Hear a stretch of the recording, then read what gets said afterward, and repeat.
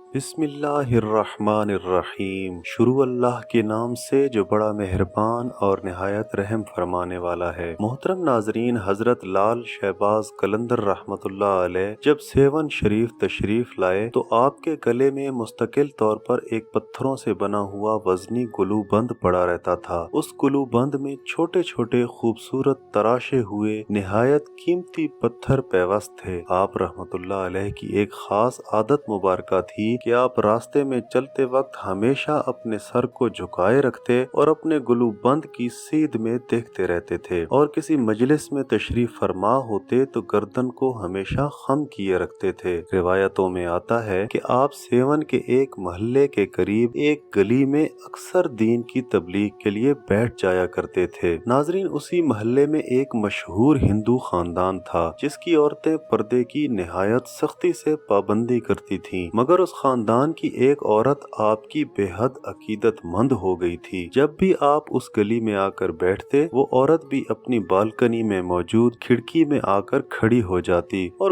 گھنٹوں تک آپ کو دیکھتی رہتی اور اسلام کی تبلیغ کی باتیں سنتی رہتی۔ اس عورت کی دلی خواہش تھی کہ کسی طرح حضرت لال شہباز قلندر رحمت اللہ علیہ کے چہرہ مبارک کا دیدار کر لے، مگر چونکہ آپ ہمیشہ اپنے سر کو جھکا کر بیٹھتے تھے، اس لیے وہ عورت آپ کے چہرہ مبارک کا دیدار کرنے میں کبھی کامیاب نہ ہو سکی۔ ناظرین، اس عورت کی دیوانگی اس حد تک پہنچ گئی کہ بہت عرصہ تک دیدار نہ کر سکنے کی وجہ سے ایک دن اس ہندو خاتون نے دیوانگی کے عالم میں بالکنی سے چھلانگ لگا دی اور حضرت لال شہباز قلندر رحمت اللہ علیہ کے قدموں میں جا گری۔ اتنی اونچائی سے گرنے کے سبب ہندو خاتون شدید زخمی ہو گئی تھی۔ بس اس نے اسی حالت میں ایک نظر آپ رحمت اللہ علیہ کے چہرہ مبارک پر ڈالی اور سبحان اللہ کی صدا بلند کرتے ہوئے اس دنیا فانی سے کوچ کر گئی۔ ناظرین، جب محلے والوں نے یہ دیکھا تو انہوں نے ایک ہنگامہ کھڑا کر دیا۔ یہ بات پہلے سے ہی اس ہندو خاندان میں مشہور ہو چکی تھی کہ یہ عورت آپ رحمت اللہ علیہ کی بے حد عقیدت مند ہے اور آپ رحمت اللہ علیہ کے چہرہ انور کو دیکھنے کی خواہش رکھتی ہے۔ اس عورت کے ہندو خاندان کے لوگ آپ رحمت اللہ علیہ کے پاس جب آئے اور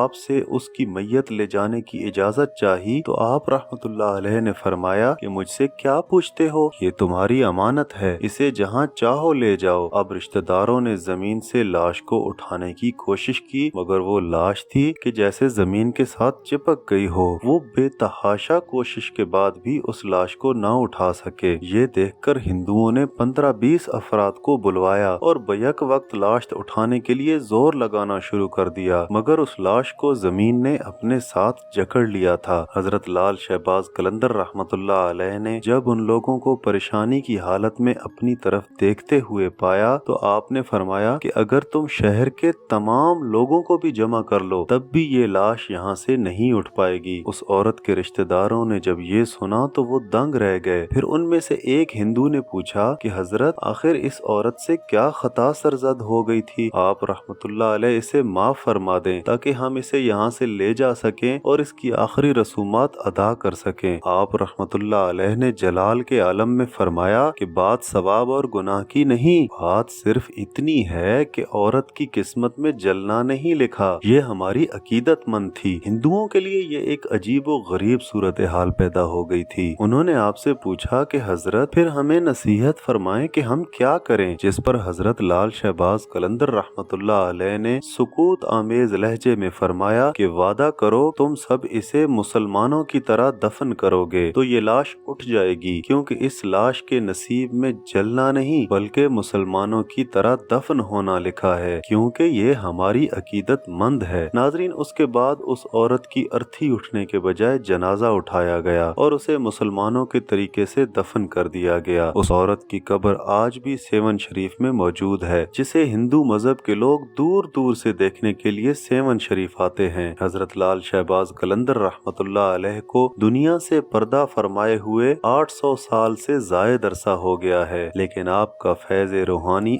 आज भी जारी है। आपकी यादगारें आज भी जिंदा व ताबिंदा हैं। हजरत लाल शहबाज कलंदर रहमतुल्लाह अलैह की ये करामत देखकर वो हिंदू खानदान आपके दस्ते हक पर तायब होकर मुसलमान हो गया और आज भी सेवन शरीफ में उनकी नस्लें आबाद हैं और आपके आस्ताना की अकीदतमंद हैं। नाजरीन, ये होता है अल्लाह वालों का फैजान कि जो उनसे मोहब्बत रखता है वो उसकी दुनिया तो दुनिया, उसकी आखिरत भी संवार देते हैं। सुबहान अल्लाह।